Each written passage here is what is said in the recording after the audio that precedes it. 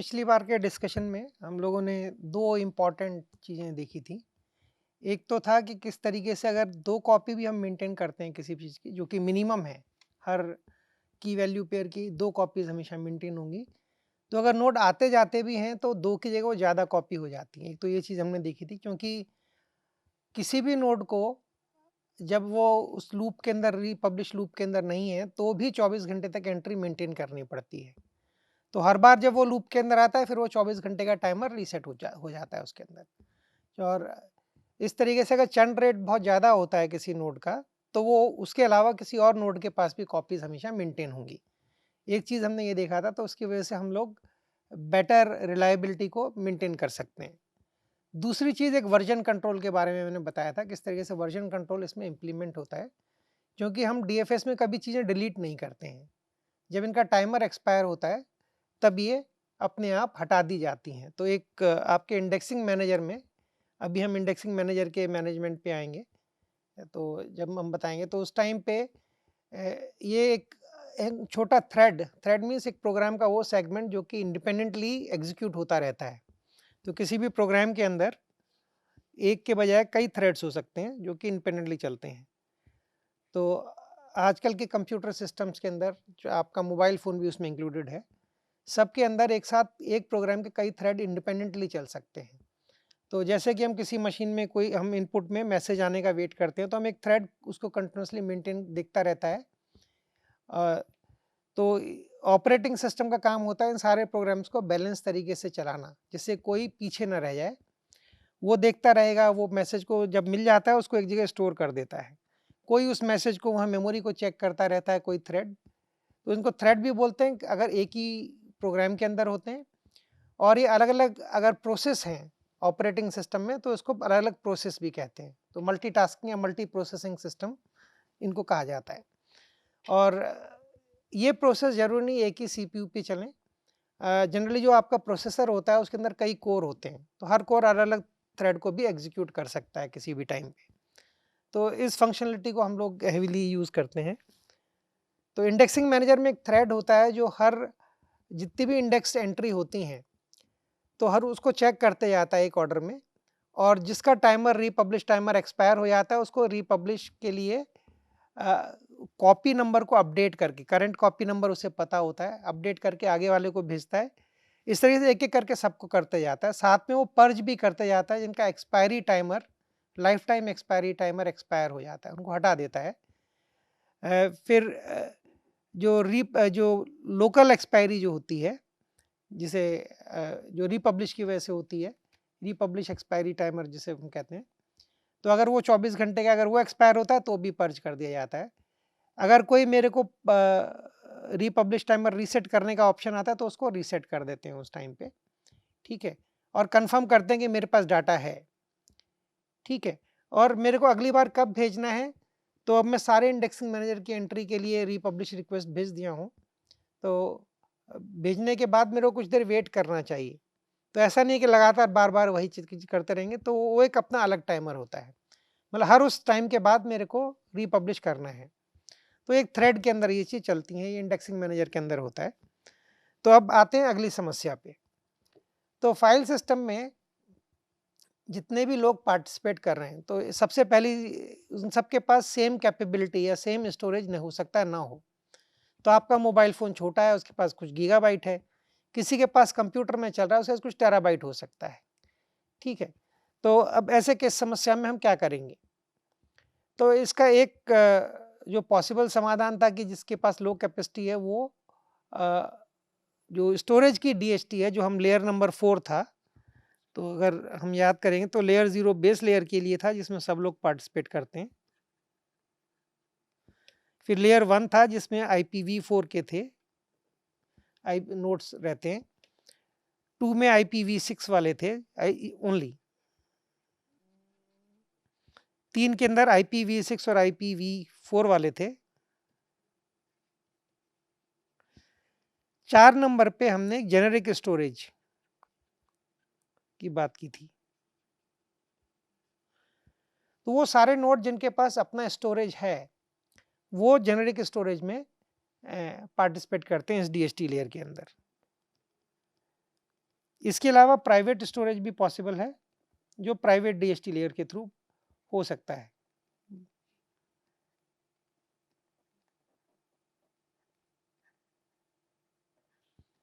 इसकी ज़रूरत कब पड़ेगी? जैसे कोई कंपनी है, वो अपनी मशीनों को जोड़ के अपना स्टोरेज बनाना चाहती है, वो जेनेरिक में नहीं डालना चाहती, जिससे खाली उसके अपने लोग ही उसमें डाल सकें, तो वो एक नया स्टोरेज डिफाइन कर सकती है, नया लेयर डिफाइन कर सकती है।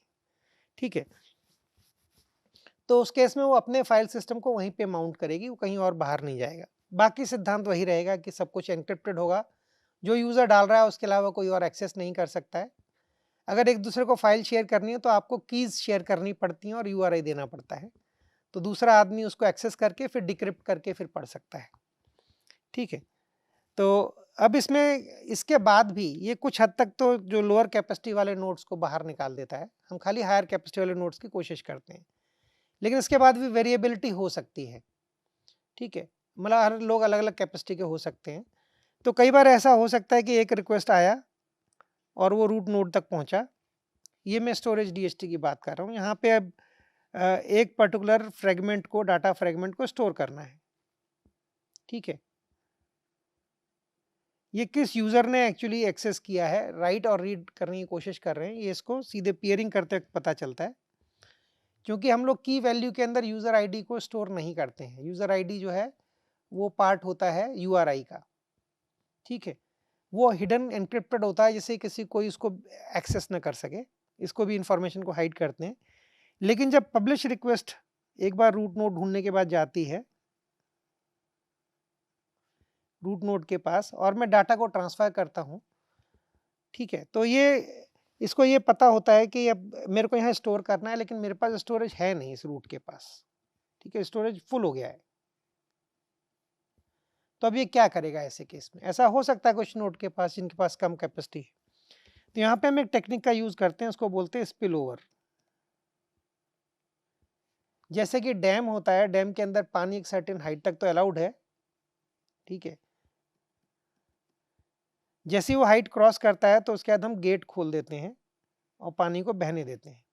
ठीक है, स्पिल ओवर इसको बोलते हैं, तो स्पिल ओवर गेट्स होते हैं।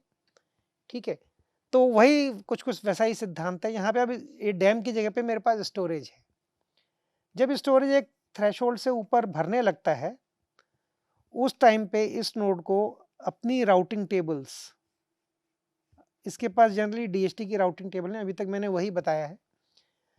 आने वाले कुछ डिस्कशंस में हम लोग और दूसरी राउटिंग टेबल्स के बारे में भी बात करेंगे। ठीक है, जो कि दूसरे टाइप के एप्लीकेशंस में काम आती हैं, वो डीएचटी बेस्ड नहीं होती हैं। जैसे कुछ प्रॉक्सिमिटी बेस्ड हो सकती हैं, कुछ टाइम बेस्ड हो सकती हैं, मतलब राउंड ट्रिप टाइम डिले कितना है नोड के बीच में, उसके आधार पे हो सकती हैं। ठीक है, ये जनरली लाइव स्ट्रीमिंग सिस्टम को इम्प्लीमेंट करने के लिए या तो काम आएगा, या फिर ऑनलाइन मार्केट प्लेस अगर क्रिएट करना है उस जगह पे काम आ सकता है जहाँ पे लोकेशन की आवश्यकता होती है। लोकेशन मीन्स आपका longitude latitude, position on the earth. तो अभी हम वहाँ पर नहीं है, अभी खाली डीएचटी है। तो इसके अलावा हम दूसरी राउटिंग टेबल्स अगर हैं भी तो हम उनकी बात करते हैं। ठीक है, तो नॉर्मली इसके अंदर हम स्टोरेज वाली लेयर 4 की राउटिंग टेबल के बारे में ही बात करेंगे। वैसे आप चाहें तो किसी भी नोड से आप पूछ सकते हैं। तो ये नोड चूंकि अब भर गया है, ये नोड अब क्वेरी भेजेगा इन सारे नोड्स को जो कि लिस्टेड है राउटिंग टेबल में। कई नोड हो सकते हैं इसमें। ठीक है, तो ये कुछ एग्जाम्पल हैं। तो इन नोड्स को ये भेजता है और उनसे पूछता है कि कौन मेरे को इतना स्टोरेज दे सकता है, कितना स्टोरेज दे सकता है। तो हर कोई अपने अपने स्टोरेज को देखता है, तो किसके पास बहुत ज़्यादा है तो वो बोलता है ठीक है मैं आपको कुछ दे सकता हूँ इसके अंदर। ठीक है, तो ये सब लोग अपना अपना इंफॉर्मेशन इसको बताएंगे। तो इसके पास अब ये इंफॉर्मेशन होगी मेरी स्टोरेज इतनी है और लोग मेरे को इतना दे रहे हैं। तो अभी ये जो नोड है, ये कुछ एक रेंज ऑफ जो हैश आईडी स्पेस है या नोड आईडी स्पेस है, उसमें कुछ एक एरिया के लिए ये रेस्पॉन्सिबल है हैश आईडीज के लिए। तो इसको हर नोड को अपनी रेंज पता होती है कि मैं किस चीज़ कितने के लिए रेस्पॉन्सिबल हूँ। ये एक्सरसाइज हम पहले कर चुके हैं जब हम हैश टेबल्स के बारे में बात कर रहे थे। तो अपने उस स्पेस को जिसके लिए रेस्पॉन्सिबल है अब ये डिवाइड करता है। ठीक है, कई टुकड़ों के अंदर। ये बोलता है इसके लिए मैं खुद रेस्पॉन्सिबल रहूँगा, इसको मैं स्टोर करूँगा। ये पर्टिकुलर हैश आईडी जब आएगा तो मेरे को ये इसको N1, N2 और N3 लिख लेते हैं। ये N1 के पास रिक्वेस्ट को फॉरवर्ड करना है, ये N2 के पास करना है, इसको मेरे को N3 के पास करना है।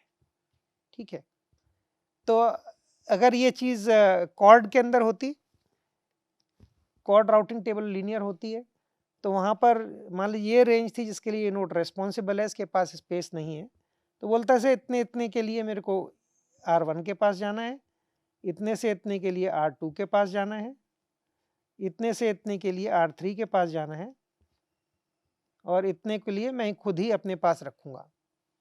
तो सारी क्वेरी टर्मिनेट तो यहीं पर होंगी, लेकिन यहाँ पर अब ये इस रेंज के अंदर, इस रेंज को हम टेबल में लिखते हैं, इसको बोलते हैं स्पिल ओवर टेबल।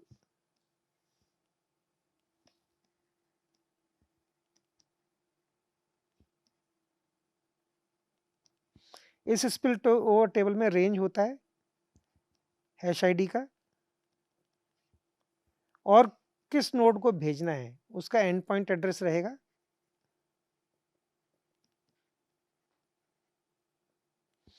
तो जो क्वेरी, जो मैसेज मेरे पास आता है या जो भी पब्लिश करना है या क्वेरी आती है, उसको इस एंड पॉइंट एड्रेस को फॉरवर्ड कर देते हैं। ये रिले चेन के थ्रू ही वैसे पूरा बनाया जाएगा, क्योंकि ये DHT मैसेज है।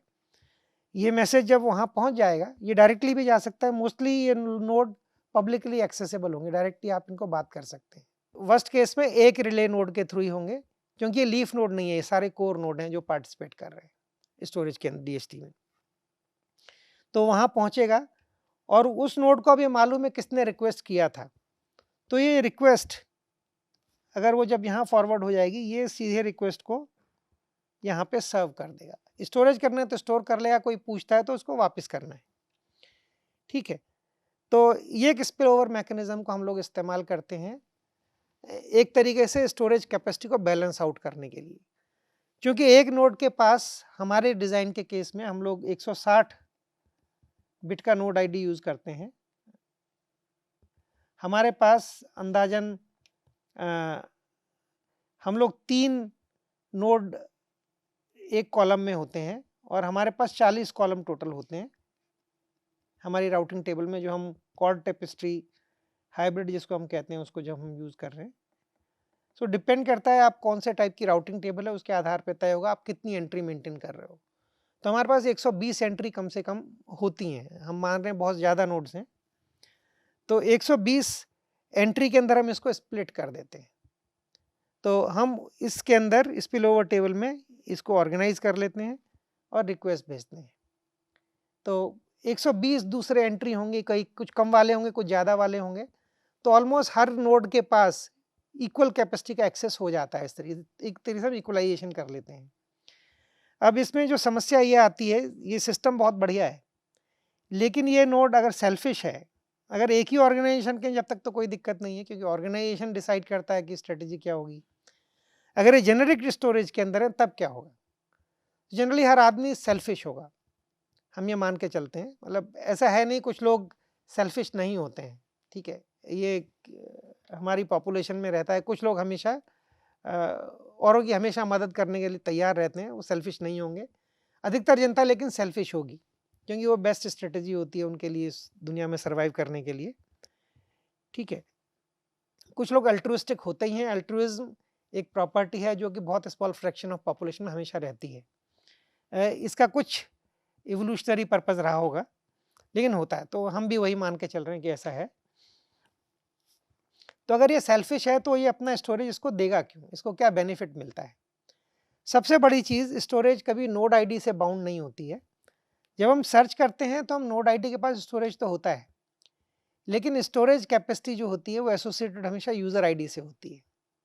ठीक है, तो यहाँ पे हम एक चीज़ रखते हैं, एक सिद्धांत हम बनाते हैं जिसको बोलते हैं कि अगर मैं कुछ ऐसा सिस्टम बना पाऊँ जिसके अंदर अगर मैं किसी को अपना स्टोरेज देता हूँ, तो मेरे को भी ज़्यादा स्टोरेज मिलने की संभावना होगी नेटवर्क से। अगर मैं ऐसा कुछ सिस्टम बना सकता हूँ, तो ये एक्चुअली इस नोड के लिए लुक्रेटिव होगा। ये इस नोड को चूंकि स्टोरेज कोई एक्सेस करना चाहता है, उसको जब दे रहा है इंफॉर्मेशन, तो और लोग को पता चलेगा इसके पास ये स्टोरेज दे रहा है, तो और लोग इसको वापस देंगे। ठीक है, तो इसके लिए हम एक सिस्टम बनाते हैं, रेप्यूटेशन बोलते हैं। तो एक ये नई चीज मैं अब यहाँ पे ऐड कर रहा हूँ, रेप्यूटेशन सिस्टम। ठीक है, ये हम लोगों ने बृहस्पति 4 के डिजाइन के अंदर हमने इसको इनकॉर्पोरेट किया है। तो अब रेप्यूटेशन सिस्टम पे पहले डिफाइन कर लेते हैं रेप्यूटेशन सिस्टम काम कैसे करता है, और फिर इससे हम लोग बैलेंसिंग कैसे करते हैं उस पे आएंगे। तो इसमें जब भी कोई यूजर, जब भी कोई नोड, जब मैंने रिक्वेस्ट भेजी, रिक्वेस्ट गई, मेरे रूट नोड पे गया, वहां से इसने किसी स्पिलओवर नोड को भेज दिया। ठीक है, मैं क्वेरी कर रहा हूं, तो उस टाइम पे ये मेरे को रेस्पॉन्स वापस मिला। उस समय ये जब रेस्पॉन्स वापस भेजेगा, तो जो यूजर आईडी इसको ओन करता है, उसके यूजर आईडी की इंफॉर्मेशन भी साथ में आएगी मैसेज के अंदर। तो रेस्पॉन्स पैकेट के अंदर मैं पूरा का पूरा की के कॉरस्पॉन्डिंग जो वैल्यू एनक्रिप्टेड है वही नहीं भेजता हूँ, साथ में इस नोड आईडी का यूजर आईडी कौन है ये भी भेजता हूँ, जिसने इसको सेव किया हुआ है। ठीक है, ये एक इंपॉर्टेंट चीज है।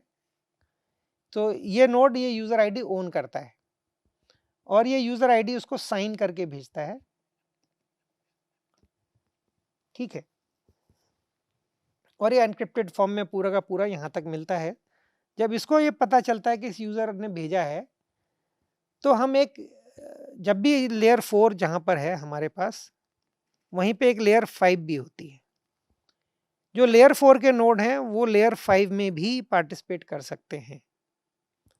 एक्चुअली हमें अलग से डीएसटी करने की ज़रूरत नहीं है, लेयर 4 में ही हम एक reputation identifier, reputation message create कर सकते हैं और भेज सकते हैं। सो हर नोड किसी न किसी और दूसरे नोड की रेप्यूटेशन वैल्यू को मेंटेन करता है। तो हर बार हम लोग, चूंकि 4 मेगाबाइट का चंक है, तो 4 मेगाबाइट का चंक मेरे को मिला, तो मैं इस यूजर आईडी को मैं कॉपी 1, कॉपी 2, कॉपी 3 जो भी हैं वो रहेगा इसके अंदर। हम इसमें 3 कॉपी बनाते हैं, यहाँ पे 2 कॉपी नहीं होती हैं रेप्यूटेशन में कभी भी। ठीक है, 3 कॉपी नहीं, हमें बोलना चाहिए 3 डिफरेंट रूट नोड्स को आइडेंटिफाई करते हैं, फिर हर उस रूट नोड की 3 कॉपी होती हैं। ठीक है, जिससे कि रेजिलियंस बनी रहे एक दूसरे में। तो यूजर आईडी को हम पहले रूट 1 करते हैं। ठीक है, इसके अंदर फिर हमारे पास कॉपी 1, कॉपी 2 या जो भी मैक्सिमम कॉपी है उसके आधार पे इसकी हैश वैल्यू कंप्यूट किया जाता है।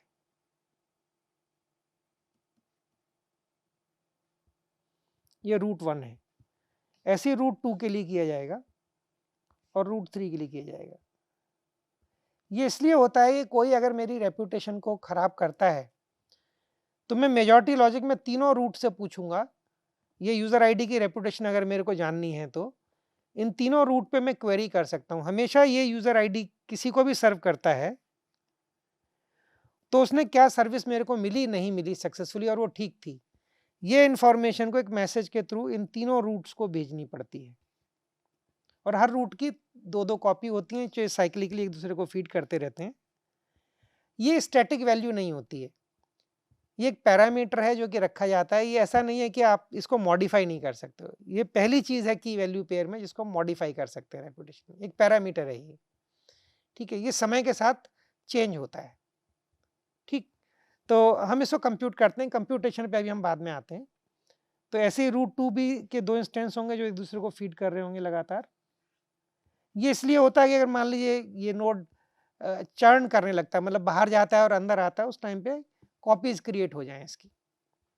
ठीक है, लेकिन हम लेटेस्ट वैल्यू को हमेशा इसमें रखते हैं, और सब लोग एक फॉर्मूले को यूज करते हैं, एक मेथड को यूज करते हैं, जिसके थ्रू अब ये रेप्यूटेशन अपडेट होती रहती है।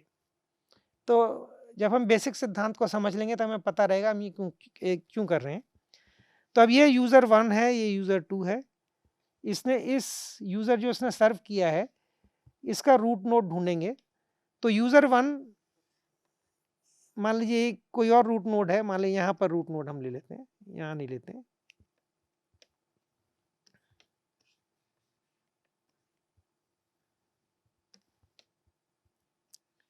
ये इस रूट नोड को, जो पहला रूट 1 है रेपुटेशन का, ठीक है। सो R1 की एक कॉपी ऑटोमेटिकली एक और कॉपी बन जाएगी लूप की वजह से। तो यहाँ पे इस मैसेज को भेज देगा ये।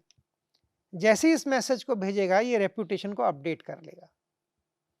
तो अगर ये नोड काफ़ी लोगों को सर्व कर रहा है, वो सारे लोग इसको इन्फॉर्मेशन भेजेंगे। तो ये जितने ज़्यादा लोगों को सर्विस देता है ये, उतना ज़्यादा इसका स्टोरेज बड़ा है, तो इसकी रेपुटेशन ज़्यादा होनी चाहिए, ठीक है। बहुत सिंपल सा है।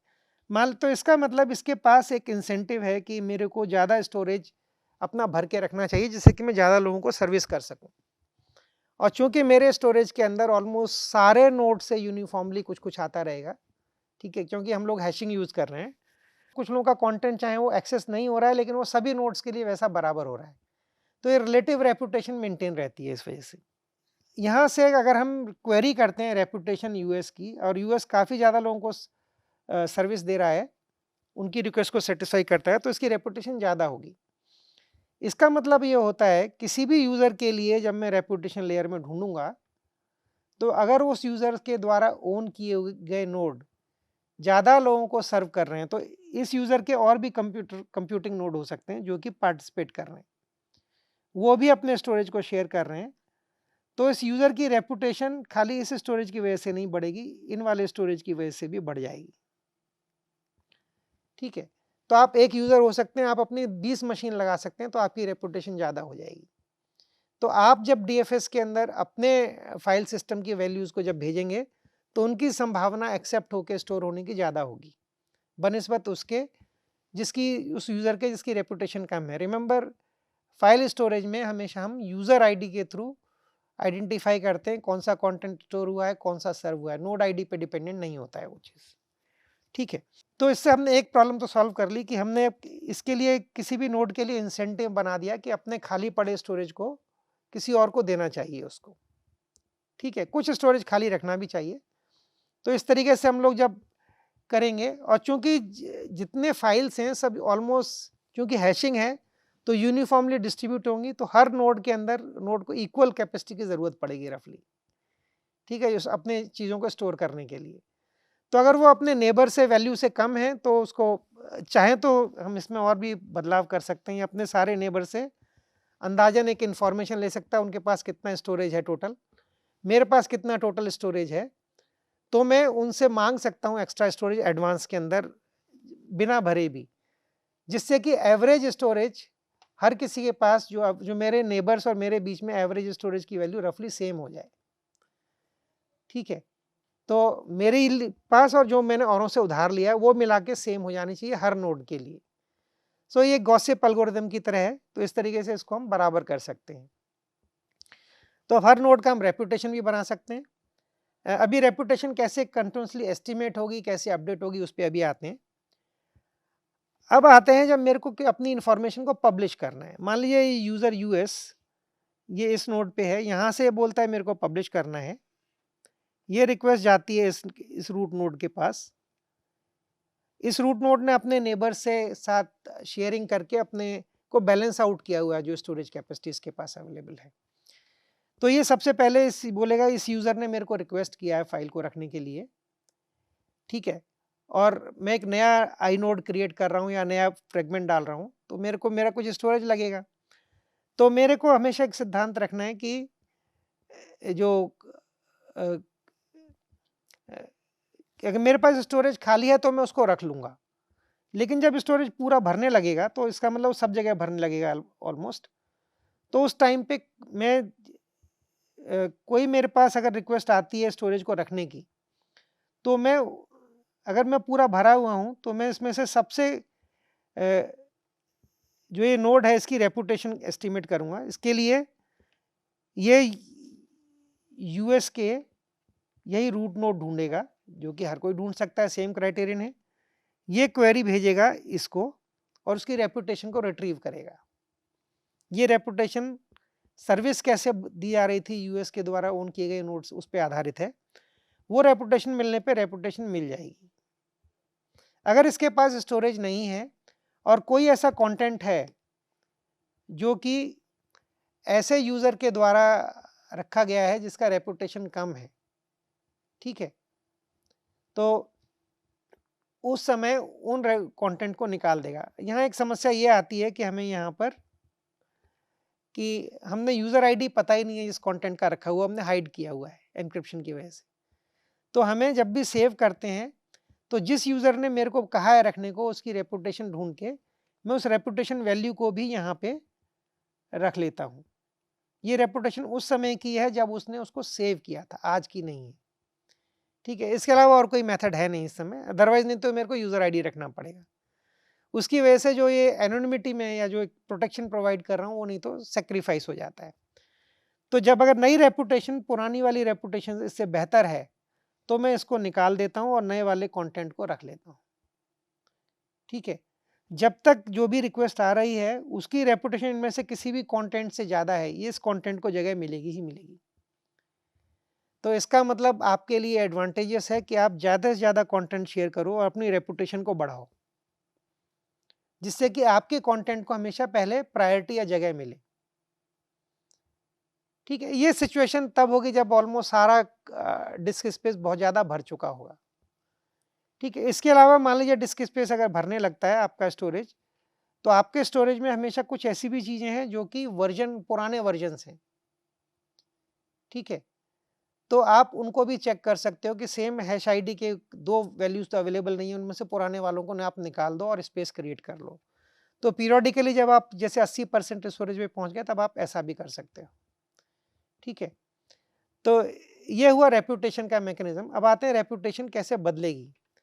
रेपुटेशन को हम एक नंबर रखते हैं 0 से 1 के बीच में, ठीक है।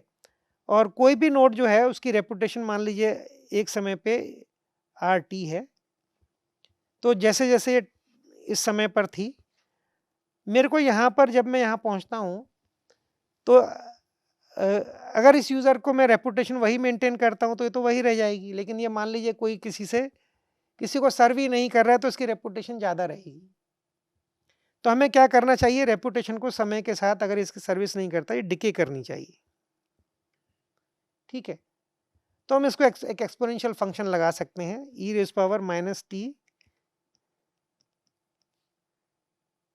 बाई टॉ करके, एक कुछ एक्सपोनेंशियल, ये पैरामीटर ऑप्टिमाइज करना होगा हमको। तो ये रेपुटेशन डिके करेगी। लेकिन अब इसको बढ़ाया कैसे जाएगा, जैसे किसी नोड को हम सर्विस करते हैं वो नोड इन्फॉर्मेशन भेजेगा, तो उस नोड ने जैसे यहाँ पे किसी को सर्व किया, उसने मेरे को इन्फॉर्मेशन भेजी, तो मैं उस इमीडिएटली रेपुटेशन अगर फर्स्ट टाइम होता तो मैं उसको 1 कर देता, फिर वो डिके करने लगता, ठीक है। तो 1 नहीं करेंगे कभी भी, रेपुटेशन अगर यूजर की 0 रहेगी अगर वो शुरू कर रहा है तो, ठीक है, क्योंकि डिके करने पे 0 होता है। हम इन दोनों के बीच की वैल्यू को हम कहीं पर ले लेते हैं, तो ये रेपुटेशन यहाँ पर पहुँच जाती है। तो जो यूजर ज़्यादा लोगों को सर्व करता है उसकी रेपुटेशन ऊपर की तरफ को जाने लगती है, ठीक है। इस तरीके से जो लोग कम सर्व कर रहे हैं उनकी रेपुटेशन नीचे की तरफ आ जाती है, जो कुछ नहीं कर रहा है उसकी धीमे धीमे 0 की तरफ चली जाती है। तो ये एक इंसेंटिव है कि आपको एक्चुअली ज़्यादा रखना चाहिए और अधिकतर लोगों को सर्व करना चाहिए। तो ये डिनाई भी नहीं करेगा कि कोई मेरे सर्विस मांगता है, अगर डिनाई करता है दूसरी जगह से कॉपी ले सकता है, लेकिन ऐसा कोई इंसेंटिव ही नहीं है। गेम थ्योरेटिकली इसके लिए स्ट्रेटेजी बेटर है कि हमेशा ये सर्व करे और लोगों को जितना हो सके, जिससे कि अपनी रेपुटेशन ऊपर की तरफ को मेंटेन कर पाए। तो हम इसको बहुत सिंपल सा ले लेते हैं और करंट वैल्यू जब भी आती है 1 और इसको डिवाइड बाई 2 कर लेते हैं, ये मेरी वैल्यू होगी। अब इसको हम T1 कर लेते हैं, T1, और इसको RT कर लेते हैं, ये हो जाएगा RT प्लस T1,